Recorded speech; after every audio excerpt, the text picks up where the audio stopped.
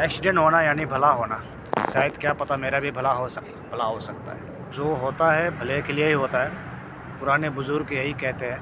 तो इसीलिए मैं भी सोचता हूँ कि चलो जो कुछ हो रहा है भले के लिए ही हो रहा है। तो मेरे साथ हुआ हादसा और आपके साथ भी हुआ हादसा, और मेरा एक और दोस्त है रसल ख्यामा में, उनके साथ भी हादसा हुआ। तो अभी वो दोस्त केस लड़ रहा है और केस लड़के 1.5 लाख दिरहम जीतने की चांस है बता रहा था। तो 1.5 लाख दिरहम वो भाई तो जीत रहा है।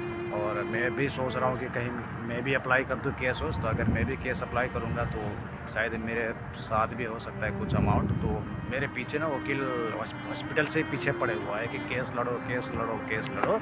तो यहाँ पर अगर आपके साथ बड़ा हादसा हुआ है तो सारा सब कुछ आप हैंडल करना नहीं पड़ता है। जो भी करना होता है वकील खुद ही करते, खुद ही इन्वेस्ट करते हैं। वकील को पता होता है कि केस जीतेंगे और जिस केस जीतने वाला होता है उसी में हाथ लगाते हैं वकील वाले। तो वकील मेरे पीछे पड़ा हुआ है कि केस लड़ो केस लड़ो। तो फिर मैं भी सोच रहा हूँ कि अब केस लड़ ही लो, जो भी हाथ लगे। अभी तक केस तो लड़ा नहीं हूँ लेकिन अब केस लड़ूंगा ज़रूर, क्योंकि मेरा दोस्त है भंडारी सर है, जो कि मैंने ही बुलाया था, नेपाल से बुलाया था और डिलीवरी फील्ड में काम करवा रहा हूँ और रसल ख्यामा में है।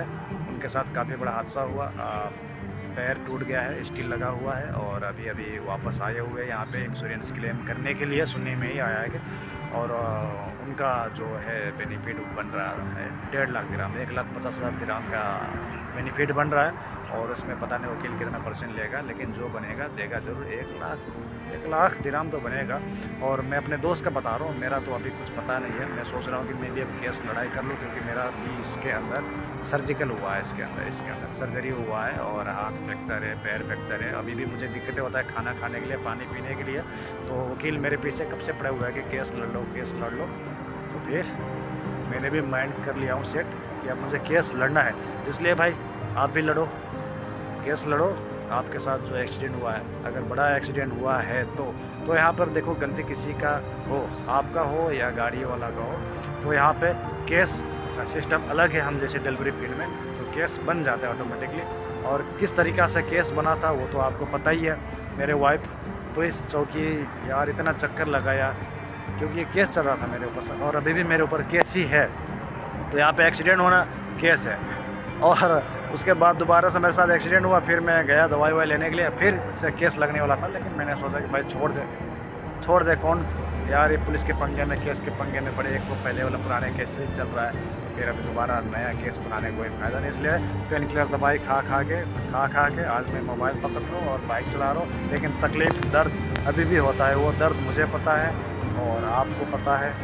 जिसके साथ एक्सीडेंट हुआ है उन सारे दोस्तों को पता है कि दर्द कैसा होता है। मर्द का दर्द होता है कि नहीं, जब एक्सीडेंट होता है ना तभी पता चलता है। चलिए इस ब्लॉग को एंड करते हैं। समुद्र के किनारे पे बैठ के आज ब्लॉग बना लिया, बहुत दिनों के बाद यहाँ पे आने को मिला हमें, तो अच्छा लगता है ऐसे जगह पे बार बार आने को मिले, ताकि मैं बार बार नया टॉपिक्स में नया ब्लॉग लेके आऊँ। धन्यवाद।